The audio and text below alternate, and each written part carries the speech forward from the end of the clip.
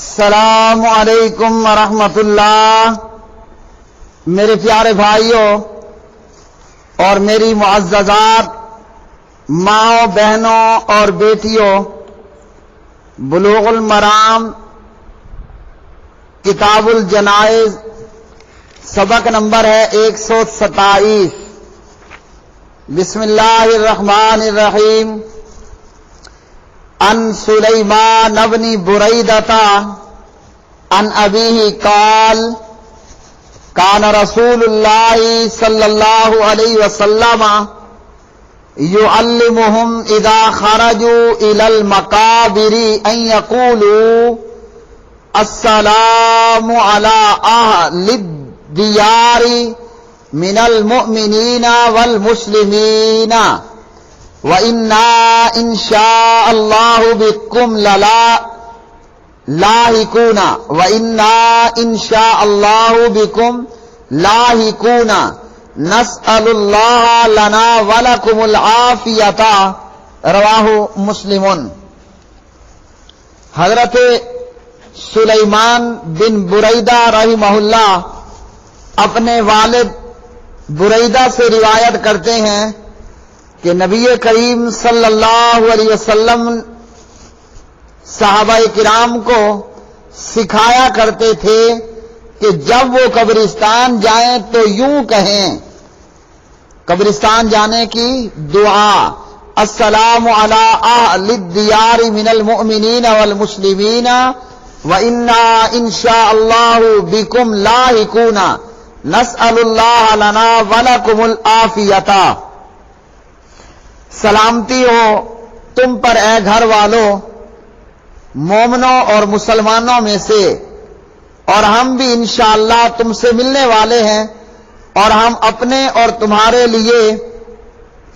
اللہ رب العالمین سے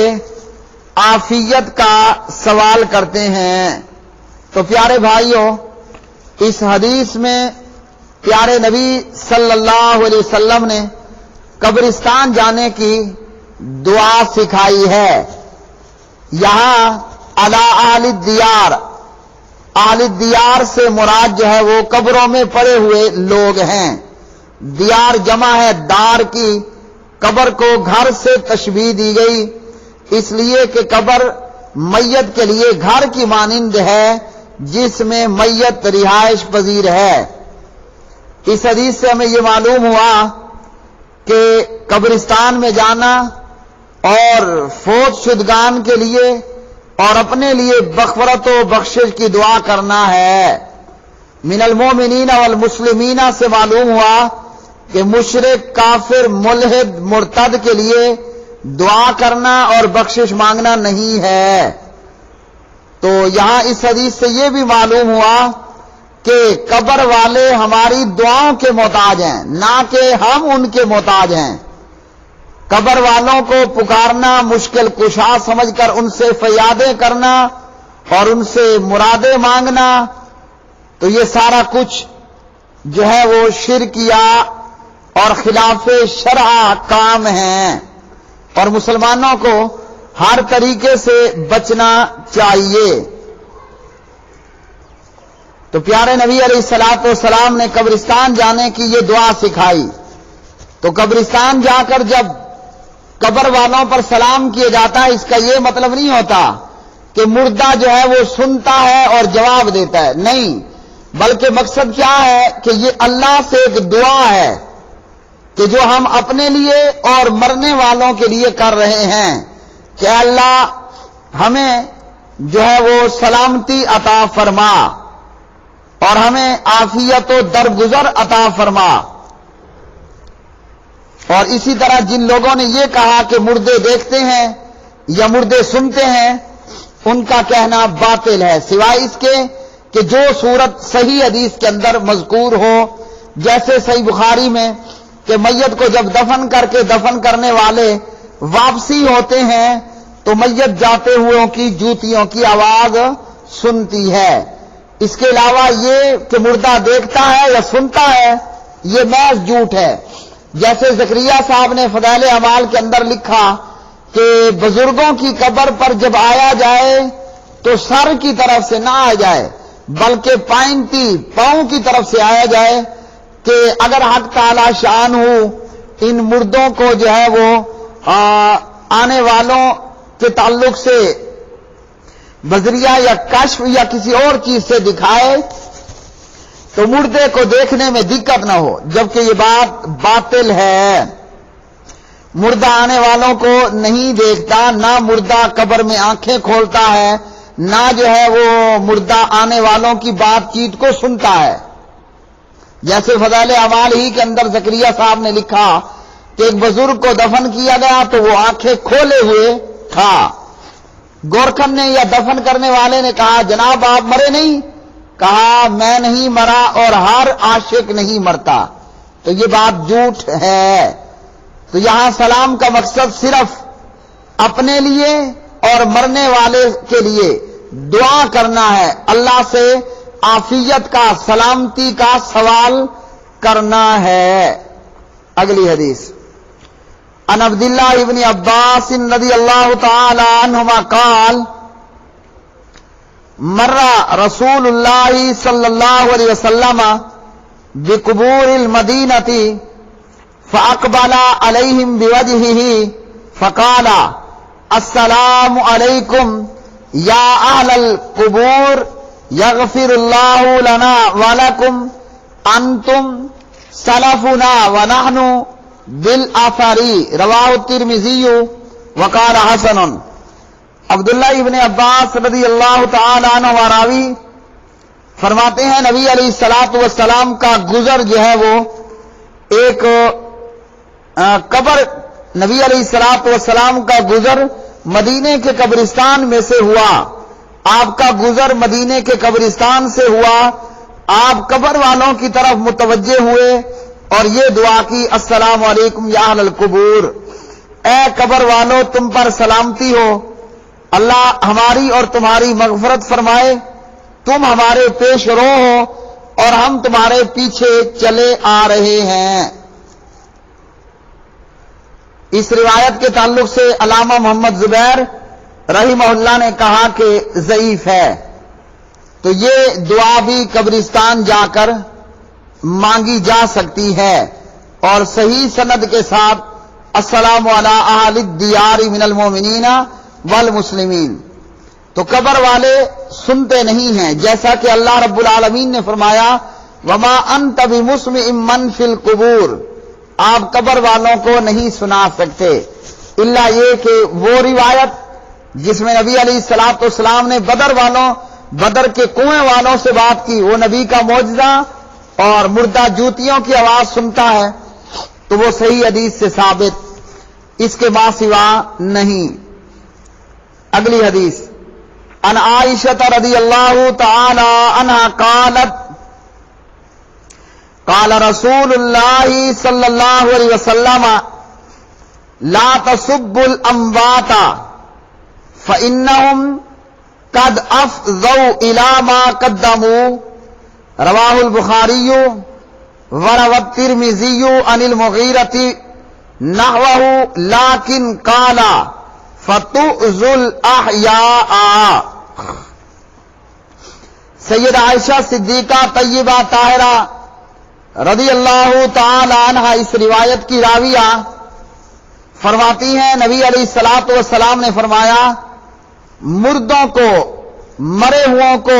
برا مت کہو، جو فوت ہو چکے، جو مر چکے ان کو برا بلا مت کہو، اس لیے کہ مرنے والوں نے جو کچھ آگے بھیجا ہے وہ اس تک پہنچ چکے ہیں۔ اسے بخاری نے روایت کیا اور ترمذی نے مغیرہ رضی اللہ عنہ کے حوالے سے اس طرح روایت کیا، اس میں ہے کہ مرنے والوں کو برا بلا کہنے سے تم زندہ لوگوں کو تکلیف پہنچاؤ گے۔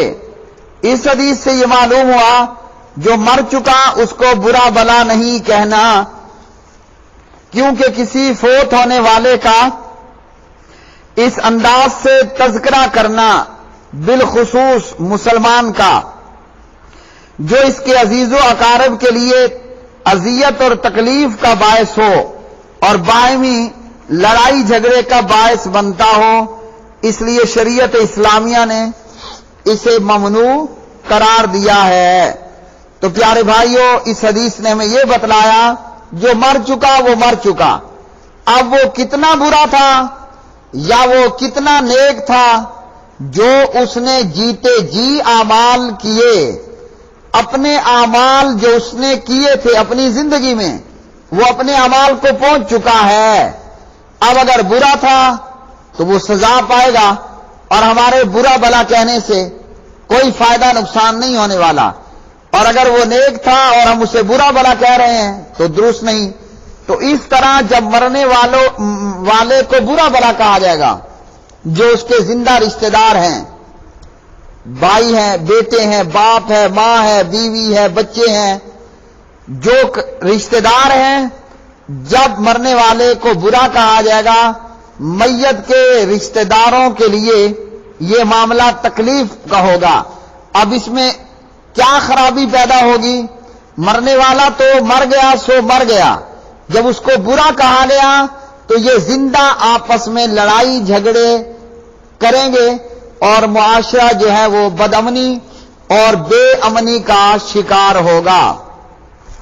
تو اس تعلق سے بھی ہمیں اپنے اعمال پر نظر ثانی کرنی چاہیے کہ بے شمار لوگ بے شمار مرے ہوئے لوگوں کو جو ہے وہ گالیاں دے رہے ہوتے ہیں، تو یہاں منع کیا گیا کہ اس کو برا بلا کہنا درست نہیں ہے، اس سے فائدہ کوئی نہیں ہونا، مزید جو ہے وہ بدامنی اور بے امنی کی فضا جو ہے وہ کریٹ ہوگی۔ تو میرے پیارے بھائیوں، یہ آج کا سبق نمبر 123 کتاب الجنائز میں سے آج کے سبق سے ہمیں یہ معلوم ہوا کہ نبی علیہ الصلوۃ والسلام نے باقاعدہ قبرستان جانے کی دعا سکھائی کہ قبرستان جا کر یوں دعا کرنی ہے، اور یہ دعا کا مقصد کہ مرنے والوں کے لیے اور اپنے لیے اللہ سبحانہ و تعالی سے عافیت کا سوال کرنا ہے کہ اللہ تعالی ہم سے بھی درگزر فرمائے، اور جو مر چکے اللہ رب العالمین ان کے ساتھ بھی جو ہے وہ عافیت کا درگزر کرنے کا معاملہ فرمائے۔ اللہ ہمیں ہمارے گناہوں پر اور اللہ ہمارے مرے ہوئے مومن مسلمانوں کے گناہوں پر ہماری پکڑ کرنے کی بجائے ہم سے معافی والا، عفو درگزر والا معاملہ فرمائے۔ تو ایک مسلمان کو چاہیے کہ اپنے دوسرے مسلمان بھائی کی قبر پر جب پہنچے تو اس کے لیے اللہ سے سلامتی کی دعا کرے کہ السلام علی اہل الدیار، سلامتی ہو تم پر اے گھر والو یعنی قبر والو، اور اسی طرح اللہ سے دعا کرے نسأل اللہ لنا ولکم العافیۃ، کہ اللہ رب العالمین ہم پر بھی اور تمہارے اوپر بھی، ہمارے لیے بھی اور تمہارے لیے بھی، ہم اپنے لیے بھی اور تمہارے لیے بھی اللہ سے درگزر کا سوال کرتے ہیں۔ اور اسی طرح آج کے سبق سے ہمیں معلوم ہوا جو مر چکا سو مر چکا، اب اس کو گالیاں دینا، برا بلا کہنا تو یہ قطعاً درست نہیں ہے، اور شریعت نے اس سے منع کیا۔ اللہ رب العالمین سے دعا ہے کہ اللہ وحدہ لا شریک ہمیں کتاب و سنت کو پڑھنے، کتاب و سنت پر عمل کرنے، اور اللہ کے نور کتاب و سنت کو، اللہ کی وحی کو دنیا بھر میں عام کرنے، اس کی نشر و اشاعت کرنے کی توفیق عطا فرمائے، اور جو ہم نیک اعمال کریں